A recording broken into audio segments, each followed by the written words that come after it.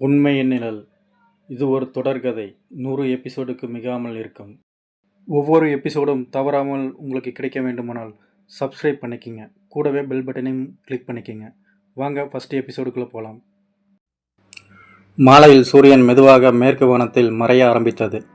நகரம் முழுவதும் ரோட்டு விளக்குகள் ஒன்று பின் ஒன்றாக எரியத் தொடங்கின. அந்த அமைதியான சூழலில் தனியாக தனது வீட்டின் முற்றத்தில் நாற்காலியில் தனுஷ் உட்கார்ந்துட்டு இருந்தான். அவனுடைய கண்கள் வெறுமனே வானத்தை நோக்கி கொண்டு இருந்தாலும் மனசு 1000 சிந்தனைகளால் நிரம்பிக் கொண்டிருக்கிறது. ஒவ்வொரு சிந்தனையும் அவன் இதயத்தில் ஒரு சுமையை சேர்த்து கொண்டே இருந்தது.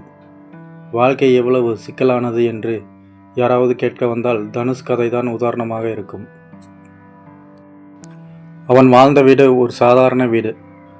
ஆனால் அந்த வீட்டுக்குள் அடங்கியிருந்த நினைவுகள் தான் அவனுக்குள் நிறைய வேதனையை உருவாக்கின. கதவின் அருகே காலிங் பெல் சத்தம்.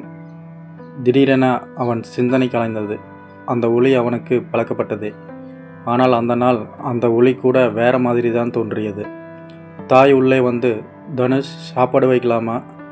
நீ இன்னும் சாப்பிட்டாச்சா இல்லையா என்று மெதுவாக கேட்டாள். தனுஷ் சிரிக்க முயன்றாலும் அது வெறும் ஒரு முகமூடி சிரிப்பு தான். ஆமாம், அம்மா வையுங்க, கொஞ்சம் நேரம் கழித்து சாப்பிட்றேன் என்று தனுஷ் கூறினான். அவன் குரலில் இருந்த ஒரு சோர்வு தாயின் உள்ளத்தை உலுக்கிவிட்டது. ஆனால் எதையும் கேட்காமல் அமைதியாக அங்கேயே நின்றாள். தாயின் மனதில் மட்டும் கேள்வி எழும்பிக் கொண்டே இருந்தன. என் மகன் இப்படி ஏன் மனம் கஷ்டமாக இருக்கான்? எதையாவது மறைக்கிறானா? வீட்டுக்குள் இருந்த சுவருக்கு பக்கத்தில் பழைய புகைப்படங்கள் தொங்கிக் கொண்டிருந்தன. அதில் ஒன்று தனுஷ். அவன் தந்தை, தாய் மூவரும் சேர்ந்து எடுத்த பழைய புகைப்படம் இது. இந்த படம் ஒவ்வொரு நாளும் அவனுக்குள் ஒரு மௌன உரையாடலை தொடங்கியது. அந்த புகைப்படத்தை கண்டு பார்த்தவுடன் தந்தையின் இனிய நினைவுகள் அவனை அடித்து கொண்டு வந்தன. அந்த நினைவுகளே தான் இன்றைய அவனின் தனிமைக்கு காரணம். இரவு மெதுவாக இறங்கிக் கொண்டிருந்தது. வெளியில் வண்டிகளின் சத்தம் குறைந்துவிட்டது. திடீரென அவனுடைய கைபேசியில் ஒரு செய்தி ஒலித்தது. ஃபோனை திறந்து பார்த்தபோது ஒரு எண், பெயர் இல்லாத எண். அதிலிருந்து வந்த ஒரு வரி, உண்மை நிலையிலிருந்து தப்ப முடியாது தனுஷ். அந்த ஒரு வாக்கியம் அவனுடைய உடம்பில் இரத்தம் உறையிற மாதிரி உணர்ச்சியை ஏற்படுத்தியது. யாராவது அவனை பின்தொடர்கிறார்களா? யாருக்கு அவனுடைய ரகசியம் தெரியும்? அந்த இரவு தூக்கம் அவனுக்கு கிடைக்கவில்லை. அவன் படுக்கையில் புரண்டு கொண்டிருந்தான். வெளியே நிலவின் ஒளி சாளரத்தில் ஊடுருவி அவன் முகத்தில் விழ அது கூட அவனுக்கு நிம்மதியை கொடுக்கவில்லை. மறுநாள் காலை அலாரம் சத்தத்துடன் அவன் விழிந்தான். முகத்தில் சோர்வோடு கண்ணாடியில் பார்த்தபோது தன்னையே அடையாளம் கண்டுகொள்ள முடியாத மாதிரி இருந்தான். இது நான் தானா? இப்படி சோர்ந்த முகமா என்று அவன் மனதில் கேள்விகள் எழுந்தன. வேலைக்கு தயாரானான். ஆனாலும் உள்ளுக்குள் அந்த மர்மமான மெசேஜ் அவனை குலைத்து கொண்டே இருந்தது. பஸ்ஸில் ஏறினான். வெளியில் நகரம் எழுந்து நடக்கும் சத்தங்கள், விற்பனையாளர்கள் குரல், குழந்தைகள் பள்ளிக்கு செல்லும் சிரிப்பு, கார் ஹாரன் எல்லாமே அவனுக்கு தொலைதூர சத்தங்கள் போலவே தோன்றின. அவன் செவியில் ஒலித்து கொண்டிருந்தது அந்த ஒரு வரி மட்டும், உண்மையின் நிழலிலிருந்து தப்ப முடியாது. அவன் அலுவலகம் சென்றபோது கூட்டம் நிரம்பியிருந்தது. சக ஊழியர்களின் சிரிப்புகள், பேச்சுகள், கீபோர்டுகள் தட்டும் சத்தம் எல்லாமே அவனுக்கு வெறுமையாக கேட்டது. அங்கதான் ஆலியா அவனை பார்த்தாள். அவள் முகத்தில் இருந்த அந்த ஒளி, அவள் குரலில் இருந்த தன்னம்பிக்கை அவனை சில நிமிடங்களுக்கு அவன் சிந்தனைகளிலிருந்து பிரித்தெடுத்தது. ஆனால் அதுவே புதிய சிக்கலுக்கான தொடக்கம் என்று அவன் நினைக்கவில்லை.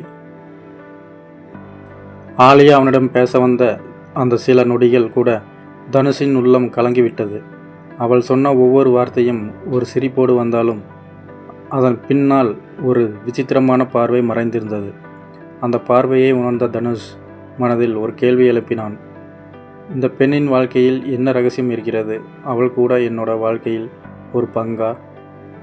ஆலியாவின் வீடு அந்த மாலை கேமரா நகரத்தின் பிரம்மாண்டமான பகுதியில் இருக்கும் ஒரு அழகான வீட்டு வாசலை நோக்கி நகர்கிறது. அது ஆலியாவின் வீடு. பளிச்சென ஒளிரும் அந்த வீடு வெளியில் இருந்து பார்த்தால் கற்பனைக்குள் வரும் ஒரு கனவு அரண்மனை போல இருந்தது. ஆனால் அந்த சுவர்களுக்குள் மறைந்திருந்தது பல மௌன கதைகள். வீட்டுக்குள் அவளுடைய தாய் அமர்ந்து கொண்டே மகள் பற்றியே யோசித்து கொண்டிருந்தாள். என் மகளுக்காக நல்ல வரன் கிடைக்கணும், அவள் வாழ்க்கை சீராகணும் என்று அவள் பிரார்த்தனை செய்தாள். அதே சமயம் அங்கே இன்னொரு நிழல், அவளுடைய சகோதரி ரவி. அவனுடைய பார்வை சாதாரணமாக தோன்றினாலும் உள்ளுக்குள் வேறு திட்டங்கள் ஓடிக்கொண்டிருந்தன.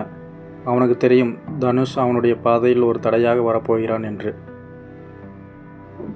அலுவலகத்தில் ஒரு சிறிய விவாதம் பெரியதாக மாறியது.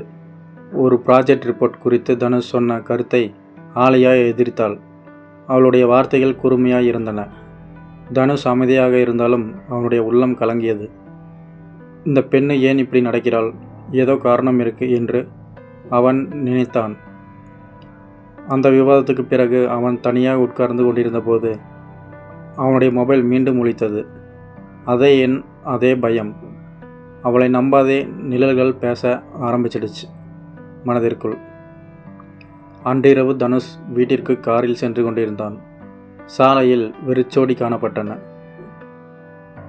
மழை தெளிந்திருந்தது. சாலைகள் மின்னின. அவர் காரை ஒரு இடத்தில் நிறுத்தி ஜன்னலை திறந்து வெளியே பார்த்தான். திடீரென்று காரின் பின்புற ஜன்னலில் ஒரு நிழல் நகர்ந்தது. அவனது உடல் நடுங்கியது. அவன் திரும்பி பார்த்தார். யாரும் இல்லை. இருப்பினும் அவனது இதயம் அவருக்கு சொல்லி கொண்டிருக்கின்றது, யாரோ ஒருவர் தன்னை பின்தொடர்கிறார்கள். அதே நேரத்தில்தான் தனுஷ் தனது முழு வாழ்க்கையையும் உண்மையின் நிழல் மறைக்கப் போகிறது என்பதை உணர்ந்தான். எபிசோட் 1 முடிவடைகிறது. எபிசோட் 2 கேட்க மறக்காமல் சப்ஸ்கிரைப் பண்ணிக்கிங்க. இந்த கதை உங்களுக்கு பிடிச்சிருந்தா ஒரு லைக் கொடுங்க. தேங்க்யூ.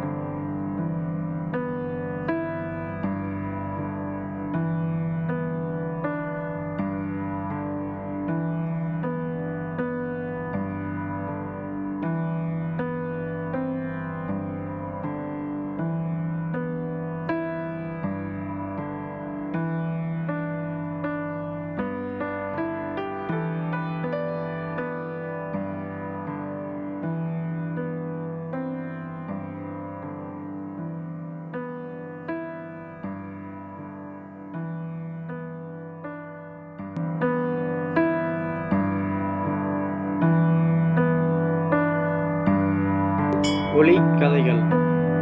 நம்ம சேனலுக்கு நீங்கள் புதுசுனா மறக்காமல் சப்ஸ்கிரைப் பண்ணிக்கோங்க.